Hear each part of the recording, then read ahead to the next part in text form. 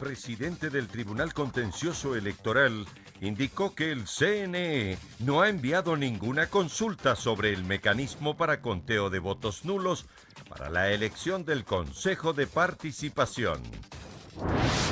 Candidatos a diferentes dignidades para las elecciones seccionales del 24 de marzo realizaron sus cierres de campaña en Quito y Guayaquil. Fiscalía investiga 30 cuentas que podrían tener relación con Tomislav Topic y Telconet. La devolución de los $13.5 millones no lo exonera del proceso penal. Un joven de 19 años asesinó a su padre aparentemente bajo la influencia de alguna droga en San Rafael, en el Valle de los Chillos.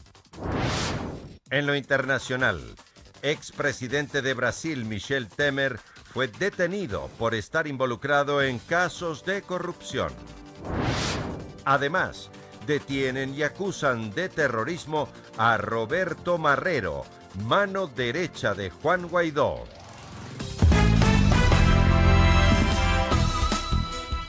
Jueves 21 de marzo del 2019, amigos, es un gusto estar nuevamente con ustedes aquí en Emisión Estelar del Comercio TV con lo más destacado en esta jornada. Es un privilegio trabajar para ustedes. Aquí iniciamos.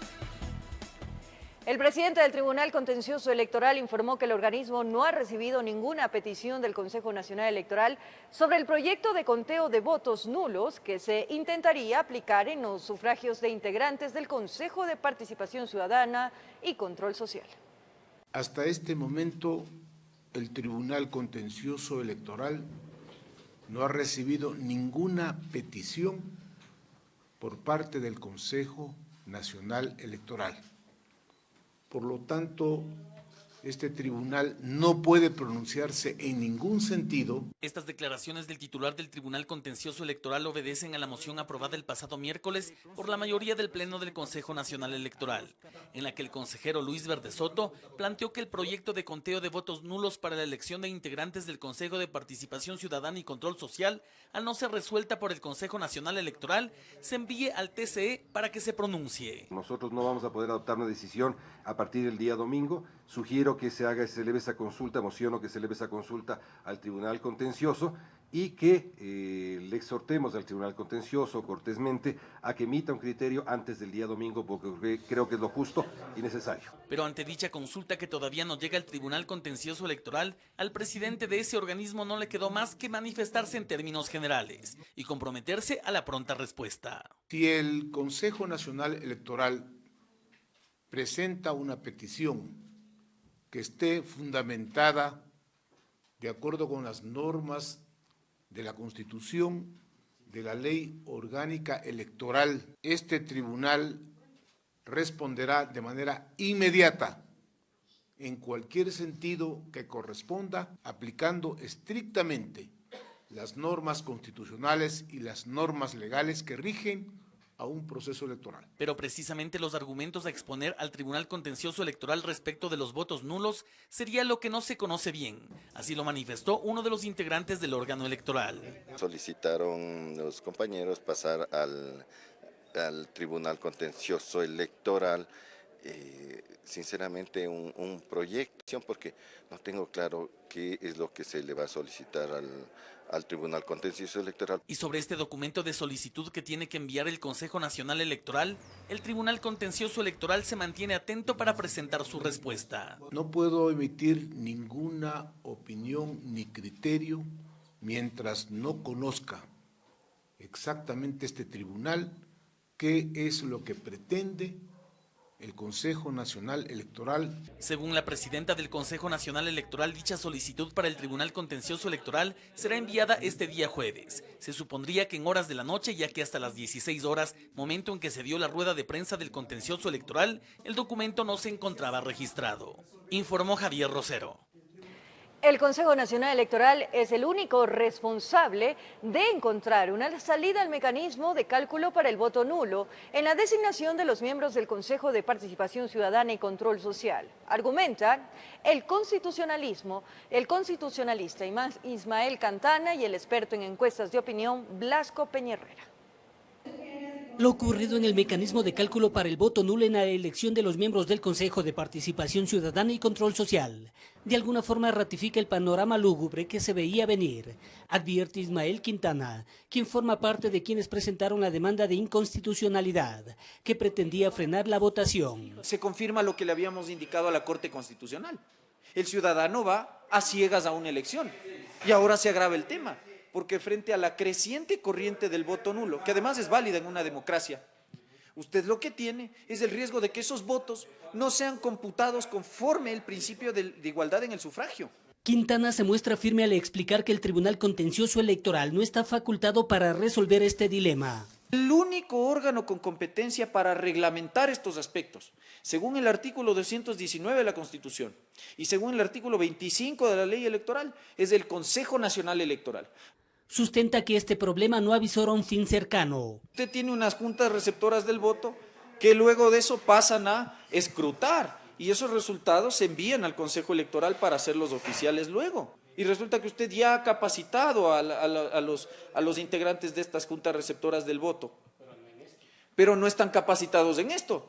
¿Cómo van a contar esos pobres ciudadanos los votos nulos en este caso? Eso es gravísimo. Blasco Peña Herrera, experto en encuestas de opinión, también es crítico con el papel que desempeña el Consejo Nacional Electoral. La abstención de la presidenta del Consejo Nacional Electoral lo que hizo únicamente es quemar tiempo o dejar al país en una espera innecesaria, ya que el Tribunal Contencioso Electoral nada puede opinar sobre el tema. Y al parecer no solo en organismos electorales se receptan criterios divididos, sino en nuestros entrevistados. Como usted recibe 3 papeletas, entonces usted va a tener solamente 3 votos nulos, pero resulta que yo anulo mis 3 papeletas y ese voto queda en desigualdad frente a quien puede votar por 7 preferencias. Qué lindo respeto al principio de igualdad. Usted es igual hombre. Si es que usted anula, es un voto nulo, punto. No son 3 votos nulos. Yo no sé a quién se le pudo ocurrir una cosa así. Informó Héctor Romero. Más de 9.000 personas privadas de la libertad sin sentencia ejecutoriada ejercieron el derecho al voto en 40 centros carcelarios a nivel nacional. De esta forma arrancó las elecciones seccionales y de los miembros del Consejo de Participación Ciudadana y Control Social. Con mucho entusiasmo, ejercieron el derecho al voto en el Centro de Detención Provisional de Quito, alrededor de 903 personas privadas de la libertad, que estaban empadronadas y que no tienen sentencia ejecutoriada. Esto a pesar que relatan les faltó información de parte del Consejo Nacional Electoral. Estamos acá privados de la libertad, pero estamos en ese derecho de poder elegir a alguien que nos represente, tanto como candidatos y alcaldes de la ciudad. No tuvimos ninguna capacitación, sino que únicamente al apreciar la televisión y nos pudimos entrar por lo que son las noticias. Y cada cual tiene más o menos su fisonomía de candidato porque no sabemos nombres exactos para poder ejercer el voto. Así oficialmente arrancó este jueves las elecciones seccionales 2019 y de los miembros del Consejo de Participación Ciudadana y Control Social.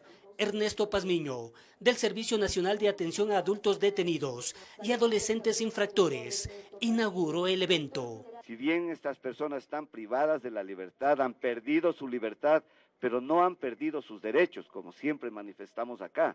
Y uno de esos derechos es el derecho al sufragio. Igual panorama se vivió en 40 centros carcelarios de 20 provincias.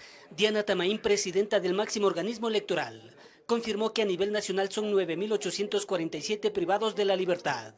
De este número, 9.310 son hombres y 537 mujeres que acudieron a las urnas. En total, se instalaron 75 juntas receptoras del voto. Una vez concluida la jornada de votación, las urnas selladas con las papeletas serán trasladadas hacia las delegaciones provinciales electorales con el resguardo de la Policía Nacional. Como establece el Código de la Democracia, el escrutinio de los votos recibidos en estos centros lo realizará la Junta Provincial Electoral el día domingo 24 de marzo a partir de las 17 horas. Este viernes se desarrollará el voto en casa para aquellas personas con discapacidad física del 75% y mayores de 65 años de edad que no pueden movilizarse el próximo domingo y que con tiempo se inscribieron.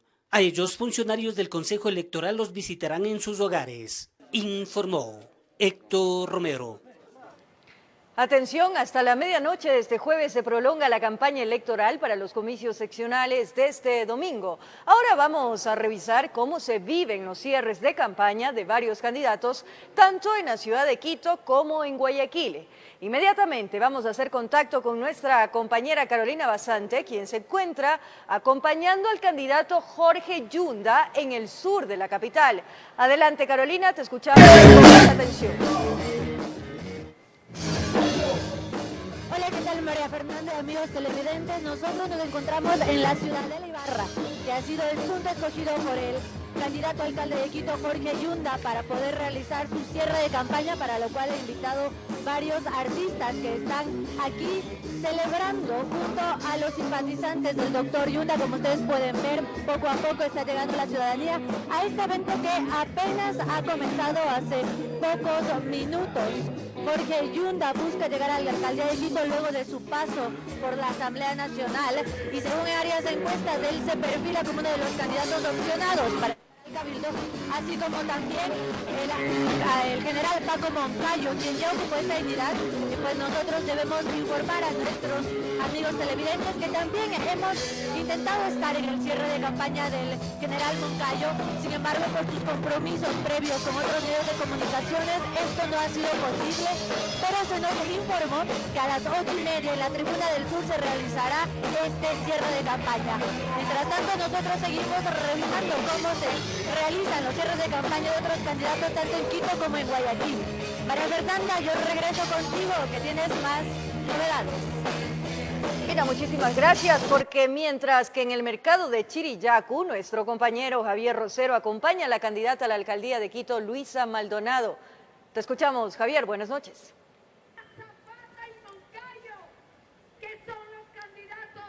María Fernanda, muy buenas noches, así es, nos encontramos en el sur de Quito, precisamente desde el mercado Chirillacu, antes conocido como el antiguo Camal. Nosotros aquí nos encontramos en el cierre de campaña de la candidata alcaldesa de Quito, Luisa Maldonado, quien está por la lista 5 Compromiso Social. Como ustedes pueden apreciar, amigos, en imágenes son decenas de personas las que han llegado hasta acá con cientos de banderas. Tienen también instalado castillos de juegos pirotécnicos, una tarima en donde están también otras figuras que buscan llegar a otras dignidades tanto de la alcaldía como de la prefectura de Pichincha. Entre las propuestas que la candidata ha presentado aquí está el dignificar el trabajo de los recicladores de basura, el decirle de manera definitiva no a las corridas de toros, el resolver sin ningún tipo de privatización la situación de Emaceo, así como dice auditar la gestión del alcalde de Quito, actual alcalde de Quito, Mauricio Rodas. Compañeros, entre otras cosas también nosotros les podemos mencionar que este partido político, Compromiso Social, pertenece a los antiguos correístas, antiguo Alianza País. Compañeros, en este instante nosotros podemos mencionarles también que el día de hoy se cierra la campaña electoral para todos los movimientos y partidos políticos y que el día de mañana inicia el silencio electoral. Es lo que nosotros les podemos contar desde acá, desde el mercado Chirillacu, acá en el sur de Quito. Que tengan una buena noche, regresamos con ustedes. Gracias por traernos esa información de primera mano, Javier. Esto sucede en la capital de la República, pero en Guayaquil, por otro lado, el también candidato a la alcaldía, Jimmy Jairala, realiza su cierre de campaña. Allí está nuestra compañera Adriana Peralta para contarnos los detalles. Muy buenas noches, Adriana. Te escuchamos. Cuéntanos.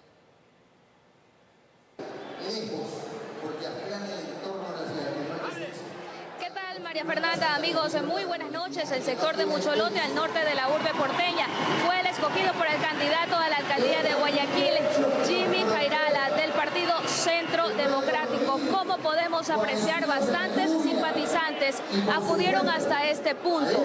Se instaló una tarima donde se presentaron algunos artistas con sus shows musicales y también de humor. Posteriormente, el aspirante al sillón de Olmedo, Jimmy Jairala, empezó a dirigir algunas palabras a los ciudadanos. Escuchemos un pedazo de su intervención que aún continúa. Y a los que todavía creemos que el centro de Guayaquil hay que vamos a exonerar de impuestos y tasas a los dueños de los edificios que hoy están vacíos. Ustedes han visto que ya todo el mundo se fue pasando el puente o se fue vía... En este instante se encuentra hablando de la recuperación del centro de Guayaquil, pero también trató temas como la reasignación de la Policía Metropolitana hacia una entidad con vocación al turismo, sobre la disminución de las multas de tránsito y el tratamiento para jóvenes con adicción a las drogas. Recordemos, amigos, que es la segunda ocasión que Jimmy Jairala presenta su candidatura para la alcaldía de Guayaquil. Lo hizo en el año 2004 por el partido Roldosista Ecuatoriano. En el año 2009 hasta 2018 ocupó el cargo de prefecto de la provincia del Guayas. Ustedes continúan con más información en Estudios Adelante. Muchísimas gracias, Adriana. Un abrazo hasta la ciudad de Guayaquil, donde también se realizan los cierres de campaña. Ahora les contamos que solo 20.833 extranjeros de 240.000 que residen en el Ecuador en condición regular podrán sufragar en las elecciones seccionales del domingo 24 de marzo, tras la aplicación del Código de la Democracia. El Registro Civil del Ecuador contabiliza 247.733 extranjeros en condición regular en el país. De ellos, solo 20.833 irán a las urnas para sufragar tras la aplicación del Código de la Democracia, que en su artículo 11 establece que podrán votar los extranjeros que han residido legalmente en el país al menos 5 años y que también se hayan inscrito en el registro electoral. La filtración de quienes constan en el padrón electoral para sufragar estuvo a cargo del Consejo Nacional Electoral. Trabajamos en la depuración tanto de ciudadanos que estaban fallecidos y constaban en el padrón, ciudadanos que tenían 2 números de cédula y ciudadanos de extranjeros que no cumplían con el artículo 11 del Código de la Democracia. El Registro Civil, en su función, remitió la base de datos de todos los extranjeros con ciertas especificaciones requeridas por el CNE. Específicamente el Registro Civil para este proceso, con corte 27 de noviembre, remitió un listado de 247.733 extranjeros, es decir, no todos ellos cumplen las condiciones para sufragar, muchos de ellos son menores de edad. El voto de los extranjeros que se encuentran en el padrón será voluntario. El caso del ciudadano Julian Assange, quien se encuentra en la Embajada Ecuatoriana de Londres desde el año 2012, es explicado por el subdirector del Registro Civil, Claudio Petro. Esa orden fue emitida como una carta de naturalización. Una carta de naturalización, digamos que es un equivalente a una inscripción de nacimiento, ¿sí? En función de eso, pues se lo registró y está asignado un número de identidad que corresponde a esa carta de naturalización. A esta persona no se le emitió ningún documento de identidad y en consecuencia, pues se lo remitió en esa condición. Los ecuatorianos que se encuentran en el extranjero, por su parte, solo podrán votar por miembros del Consejo de Participación Ciudadana. Son 396.125 migrantes ecuatorianos habilitados para sufragar, informó Valeria Navarro. Retomamos la información referente a los cierres de campaña y vamos a hacer contacto con nuestro compañero Julio César Saona en el puerto principal, quien acompaña a la candidata a la alcaldía de Guayaquil, Cynthia Viteri. Adelante, Julio, te escuchamos.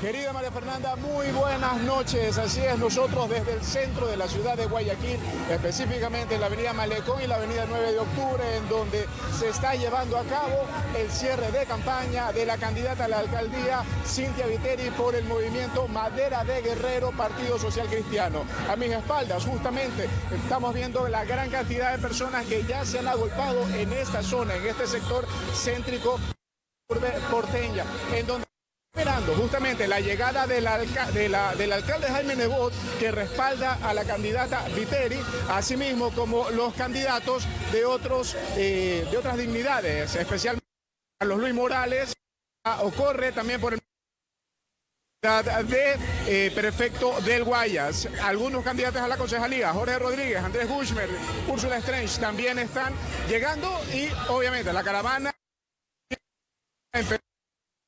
las 4 de la tarde en el norte de la ciudad de Guayaquil, avenida Barcelona, a la altura del Estadio Monumental. La candidata Viteri se ha enfocado, o por lo menos su discurso, se ha enfocado en de llegar al sillón de Olmedo, básicamente se enfocará en la parte comunitaria social. Habilitación para personas es lo que nos han comentado durante sus distintos discursos de campaña, que es en lo que se va a enfocar. Por lo pronto, en el centro de la ciudad de Guayaquil vemos que hay gente agolpado en esta zona específicamente para cerrar la campaña. De aquí los 2 días de electoral necesarios para hacer, o por lo menos tener la meditación del voto de frente a las elecciones seccionales de este día domingo. Por lo pronto, durante toda la tarde se ha cumplido actividades tanto de los candidatos de Madera de Guerrero socialcristianos como de otros candidatos de otros partidos y movimientos políticos. Como ya dije, ya dentro de pocos minutos estaría por acá la candidata Cynthia Viteri con Carlos Luis Morales, candidato a la prefectura del Guayas por el mismo movimiento, y los concejales que lógicamente se concentrarán en este punto. Un último discurso y lógicamente entramos al silencio electoral. Es lo que podemos informar a esta hora de la noche desde acá, es el centro de Guayaquil, con la gran algarabía que se está llevando a cabo acá, justamente al apoyo de la candidata Viteri. Nosotros le damos paso a estudios. Muy buenas noches. Adelante. Buenas noches, Julio César. Estaremos pendientes entonces del arribo de la candidata a la alcaldía de Guayaquil, Cynthia Viteri. Esto es parte de lo que se está llevando a cabo a estas horas en las diferentes ciudades, en las 2 ciudades principales del país, con los cierres de campaña ya a pocos días de las elecciones seccionales 2019. Y con esto nos vamos a una nueva pausa comercial, amigos televidentes, y al volver les tenemos información importante también, porque sale a la luz una nueva denuncia contra el exministro José Serrano. Y el pago de 13.5 millones de dólares por parte de Tomislav Topic no lo exonera de las investigaciones, aseguran las autoridades. Los detalles en breves minutos. Gracias por la sintonía. Como lo anunciamos, una nueva denuncia contra el exministro José Serrano sale a la luz. Otro exfuncionario del pasado régimen aseguró que el hoy asambleísta supuestamente lo amenazó con atentar contra su hijo si revelaba presunta información sobre corrupción. Luego de las denuncias hechas por Víctor Rivadeneira sobre supuesto espionaje y diezmos en el Ministerio del Interior, sale a la palestra pública Francisco Piñero, quien asegura denunció al exministro José Serrano y a otras 2 personas por supuesto intento de soborno. Esos querían callar o comprar mi silencio y desmentir a las versiones de Osvaldo Rivadeneira Macías. Este hecho habría ocurrido el pasado viernes, cuando Piñeiros fue citado a una oficina en Quito por el abogado Edison Loaiza, contra quien también presentó una querella. Me llamó mucho a mí la atención de verle ahí al señor Diego Fuentes, quien acto seguido cogió su celular y procedió a ponerme aparentemente con el señor José Serrano Salgado, quien me indicó qué pasa con ustedes. Si es que ustedes no hacen lo que yo les digo, pues corren peligro sus hijos. Piñeiros asegura estar preocupado, pues las presuntas amenazas persisten. No nos han dejado caminar ni 2 cuadras. Hoy día, señor. Hemos intentado contactarnos con el asambleísta José Serrano para poder contrastar esta información. Sin embargo, no obtuvimos respuesta y nos mantenemos a la expectativa. En tanto, Piñeiros y Rivadeneira solicitan ingresar al programa de víctimas y testigos y también alertan de supuestas irregularidades en el sistema judicial. Existen operadores de justicia, tanto en Fiscalía, Consejo de la Judicatura y Policía Nacional, que responden todavía a órdenes del ex ministro del Interior, José Serrano, y esa es nuestra preocupación esencial. Informó Carolina Basante. El pago de 13,5 millones de dólares por parte de Tomislav Topic no lo exonera de las investigaciones por el presunto delito de lavado de activos dentro del caso Odebrecht. El dinero sería producto de los sobornos entregados por la constructora en Ecuador. La devolución de los 13,5 millones de dólares por parte de Tomislav Topic, accionista de la empresa Telconet, no lo excluyen de las investigaciones por el presunto delito de lavado de activos que lleva adelante la Fiscalía dentro de la trama de corrupción de Odebrecht en Ecuador. Así lo informó Richard Alvarado, encargado del caso, quien señaló que este monto simplemente formaría parte de las pruebas. Es una evidencia que estamos recabando, es un elemento más que nos va a servir de esta situación y eso no quiere decir que se ha eximido responsabilidad alguna. Alvarado reveló que durante este proceso se han identificado hasta el momento dentro del Sistema Financiero Nacional 30 cuentas con más de 92.000 movimientos, mismas que tendrían relación a Telconet, Tomislav Topic, su hijo Jan Topic y todos los investigados en este caso. Es necesario investigar, analizar, porque una vez que se analizan dichas cuentas, nos pueden salir otras cuentas adicionales. Sabemos a esas cuentas quién ingresó los dineros, quién ingresó los capitales, y ahí nos tocaría revisar adicionalmente más. Eso es lo que se tiene que valorar objetivamente. Fue el pasado mes de enero que la Unidad de Análisis Financiero y Económico UAFE logró un compromiso con Topic para la devolución de este monto, presuntamente proveniente de los sobornos entregados por Odebrecht. Pero fue el 27 de febrero, tras la audiencia, que se señaló que el empresario tenía 72 horas para transferir los valores. Sin embargo, no cumplió, por lo cual se procedió a través de la ley a inmovilizar sus cuentas para garantizar la recuperación del dinero. Una vez que él depositó voluntariamente, no es que se levanta la medida, sino el sistema de recuperar ese valor termina, es decir, que únicamente los oficios quedan insubsistentes para que los bancos no sigan reteniendo los 13.5 millones porque se encuentran depositados. Lo que se realizó efectivamente fueron 14 papeletas en depósitos que dieron la cantidad de 12.100 millones, 400.000 que se avanzó a retener dentro de las cuentas y 1 millón de cheques certificados que ya está en el banco. En Quito informó Adriana Rojas. El Comité de Ética de la FIFA sancionó de por vida a Luis Chiriboga, expresidente de la Federación Ecuatoriana de Fútbol, por recibir sobornos a cambio de la concesión de derechos televisivos cuando ejercía su cargo, además de la imposición de una multa económica de 1.7 millones de dólares por estar involucrado en los actos de corrupción en la Conmebol. En los terrenos donde se iba a construir la refinería del Pacífico se ejecutarán 2 proyectos, uno de energía solar y otro alimentario por alrededor de 1.500 millones de dólares. El anuncio lo hicieron varios ministros de Estado durante una agenda de trabajo realizada en los cantones de Manta y Portoviejo. En 8 meses estaría operando el primero de los 2 proyectos que se plantean construir en los terrenos donde se levantaría en el Aromo la refinería del Pacífico. La inversión sería privada y alcanzaría los 1.500 millones de dólares, así lo anunció en Manabí el secretario de la Presidencia, José Augusto Briones. El gobierno tiene una respuesta para el Aromo fundamentada básicamente en 2 proyectos que no son ideas. Tenemos inversionistas listos.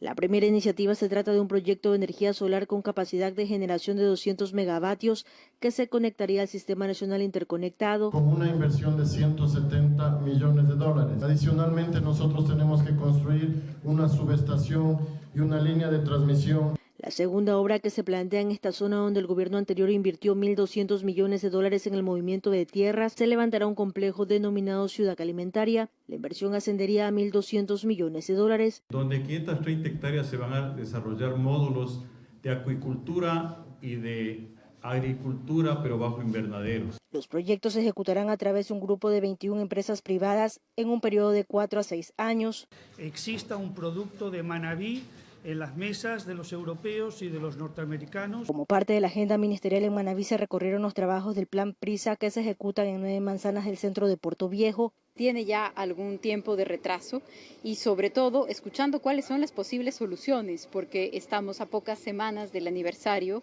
número 3 del terremoto y en realidad es indispensable terminar estas labores ya. Con cámaras de Eduardo García desde la provincia de Manabí, informó Wendy Delgado. Los 3 sismos registrados la noche de este miércoles alarmaron a los ciudadanos en diferentes zonas de la capital, mitad del mundo y también los valles. Los temblores serían producto de un movimiento en la falla de Bellavista, Catequilla. Estuvo súper feo, yo estaba acostada en la cama con mi hija y se sintió el temblor súper clarito y nosotros nos levantamos de golpe. No tan duro porque no fue como los otros. Yo sentí el primero. Era duro, el primero era más duro, entonces ya se fue calmando así poquito a poquito ya.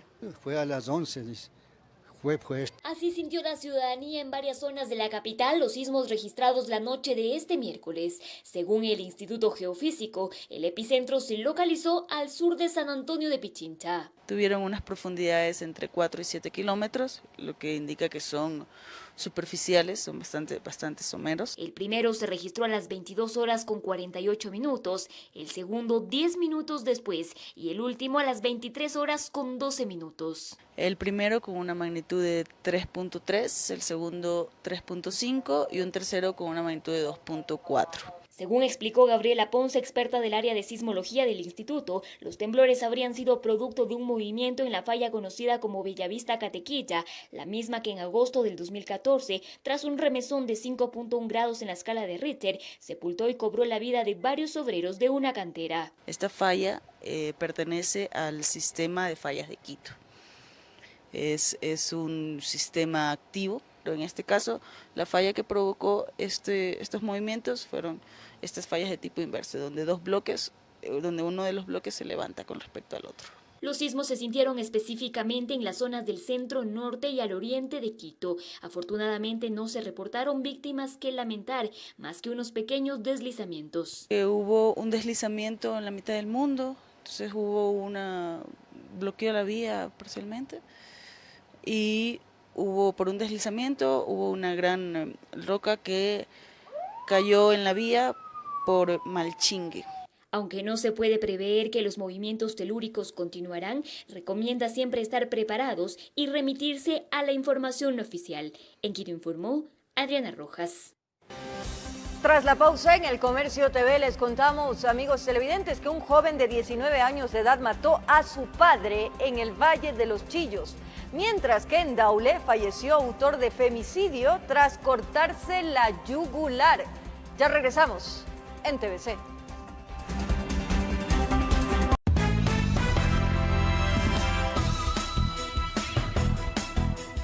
Seguimos en el Comercio TV, en el sector del Triángulo, en el Valle de los Chillos. Un joven de aproximadamente 19 años de edad disparó a su padre. La víctima de 80 años de edad murió cuando intentaba escapar en su vehículo. Los vecinos del pasaje observaron humo y percibieron un olor a quemado, pero nunca se imaginaron que en el interior de una de las casas se vivía un infierno. Supuestamente el responsable de la muerte pidió plata a su padre. Este se negó a darle. La reacción no fue la de siempre. Esta vez terminó en tragedia. Aparentemente bajo efectos de alguna sustancia, no dudó en perseguir a su progenitor con un arma larga tipo rifle. Estamos nosotros dentro de un presunto delito flagrante. Tenemos 24 horas para llevarle y ponerle al sospechoso ante el juez. Presuntamente es un familiar directo de la víctima quien ocasionó el disparo. El occiso de 80 años de edad no logró supuestamente escapar de su furioso hijo, quien habría tirado del gatillo por varias ocasiones. 2 proyectiles alcanzaron la humanidad del difunto, pero uno de ellos se alojó a la altura del pulmón. El adulto mayor fue encontrado por los peritos sentado en el volante. También entró en cadena de custodia el arma que aparentemente utilizó para acabar con la vida de su progenitor. Aparentemente se trata de un disparo en el lado intercostal izquierdo. Quedó el cuerpo en el vehículo, en el lugar del chofer. El hijo y presunto responsable del homicidio no se fue del lugar. La locura se habría desatado porque lamentablemente el joven supuestamente estaba atrapado en algún vicio. Los vecinos comentaron que era común verlo en una bicicleta pidiendo plata. Fue aprendida la persona sospechosa, se realizaron todas las diligencias técnicas concernientes al levantamiento de indicios y obviamente pues a fijar toda la escena del crimen. Trascendió que el fallecido era muy conocido en el campo de la medicina. Un reconocido galeno dijeron que disfrutaba de su jubilación. En Quito informó Iván Casamen. Este jueves se confirmó la muerte del ciudadano acusado de cometer un femicidio al interior de una ciudadela del cantón Daule. Luego de cometer el terrible crimen, el implicado de 62 años intentó acabar con su vida cortándose la yugular. Fue trasladado hasta una casa de salud donde falleció casi a las 24 horas del suceso. Fue una extenuante jornada para los ejecutores de justicia. A las 12 horas de este jueves se procedió a dar inicio a la audiencia de formulación de cargos en contra de Luis Enrique C., acusado como autor principal del femicidio. Sin embargo, en esos instantes se tuvo conocimiento que el implicado había fallecido al interior de una casa de salud donde permanecía. Se había cortado con el cuchillo el cuello y producto de eso es que una vez que llega la policía se lo lleva al hospital, se constató que el ciudadano habría fallecido. La audiencia fue suspendida momentáneamente con la finalidad de verificar la veracidad de la información proporcionada. Con esa consigna de conocer la verdad, los miembros de la sala, es decir, el juez, el secretario, el fiscal y el defensor público, se trasladaron desde el cantón Daule hasta el Guasmo Sur en la ciudad de Guayaquil. Y no se olviden que el hecho pasó como antes del mediodía y teníamos que realizar la audiencia, se la inició, fuimos a verificar al lado del cuerpo del señor que el señor había fallecido. El hecho violento se reportó al mediodía del pasado miércoles en una ciudadela privada junto a la avenida León Febres Cordero. El día del suceso, la víctima y su presunto asesino se encontraban en compañía de 4 nietos menores de edad. Ellos observaron el inicio del pleito y dieron alerta vía telefónica a su progenitora de que algo grave estaba pasando entre los abuelos. Las versiones recopiladas en el lugar de los sitios con familiares, ellos indicaron que ellos venían ya con conflictos desde Venezuela porque vivieron como 25 años en Venezuela y la señora tenía presentado unas denuncias allá en Venezuela también. Una vez que verificaron la novedad, el personal de justicia retornó hasta el Cantón Daule. Alrededor de las 15 horas con 40 minutos se reinstaló la audiencia en la cual quedó la constancia de la muerte del principal responsable. Muerto el autor directo de los hechos, se extingue la acción penal, pues no. Claro que en todo caso la Fiscalía dejó en etapa investigativa para en todo caso determinar si es que existió algo adicional a esto. Informó José Morales. Agentes de la DINASED trabajan en varios puntos del país para capturar a un extranjero sospechoso de tentativa de femicidio. La mujer fue atacada con un cuchillo en el sur de Quito. La mujer lucha por su vida. Todo habría empezado cuando la dama llegó a una gasolinera en el sur de Quito a cargar combustible. Ahí un ciudadano venezolano supuestamente le ofrece productos de limpieza. Entablan amistad y terminan en la casa de la mujer. Aparentemente estaban libando. En medio de la fiesta se produce un altercado. Las palabras acabaron en heridas profundas. Se encuentra una persona de sexo femenino con 8 heridas punzocortantes en diferentes partes del cuerpo. Una de ellas que compromete el corazón. El ciudadano venezolano habría tomado un cuchillo de la cocina y le propinó varias heridas en el cuerpo, una a escasos milímetros del corazón, corte que le tiene al filo de la muerte. Por la gravedad de la herida, la mujer de 40 años de edad fue trasladada a cuidados intensivos del Hospital Eugenio Espejo. Al interior del inmueble se encontraba varias máculas de sangre y un arma corto punzante, un cuchillo con signos de haber sido violentado. ¡Alto, policía! Agentes de la DINASED en base a cámaras de seguridad han logrado ir atando cabos para determinar cómo se dieron las cosas. El principal sospechoso es un ciudadano venezolano. En flagrancia allanaron la casa donde rentaba un cuarto con otros amigos, pero al parecer se fue cuando se enteró que lo estaban buscando. Una persona fue retenida para que colabore con las investigaciones. Era cercano al principal sospechoso y supuestamente habría advertido para que escape. De la investigación que se realizó y el manejo de cámaras y varios indicios que se ha recopilado, se puede percibir que la ciudadana le conoció en horas de la noche, no tenía alguna relación con anterioridad.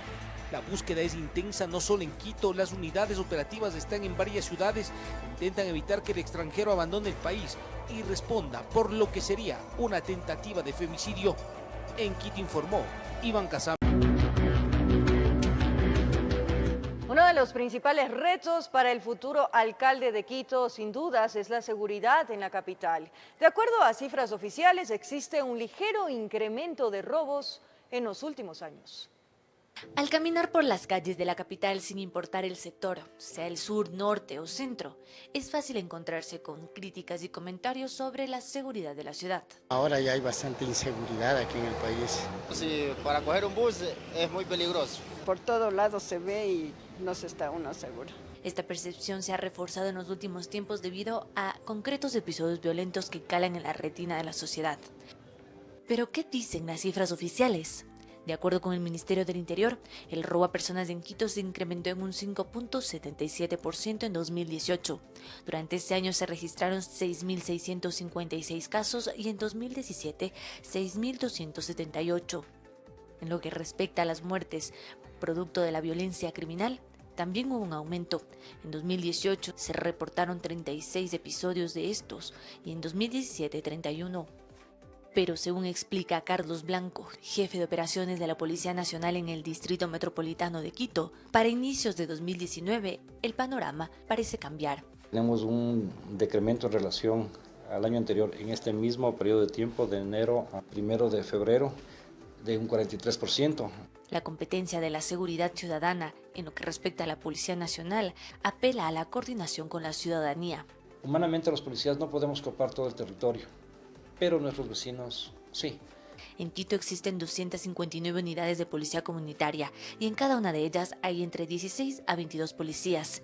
Ellos responden al Ministerio del Interior, por lo que el trabajo que el Cabildo realice con esta Secretaría de Estado es de vital importancia. De tal manera que la capacidad de negociación del nuevo alcalde con el gobierno debe ser muy alto. No puede estar alejado, sino más bien tratar de que las fuerzas se junten en una ciudad capital como es el caso de Quito.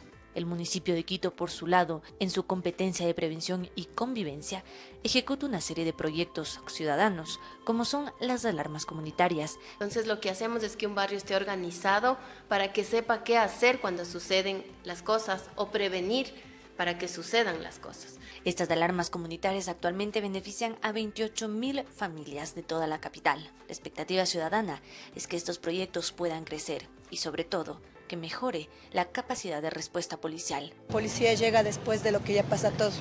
No llega en ese momento, se le ha llamado.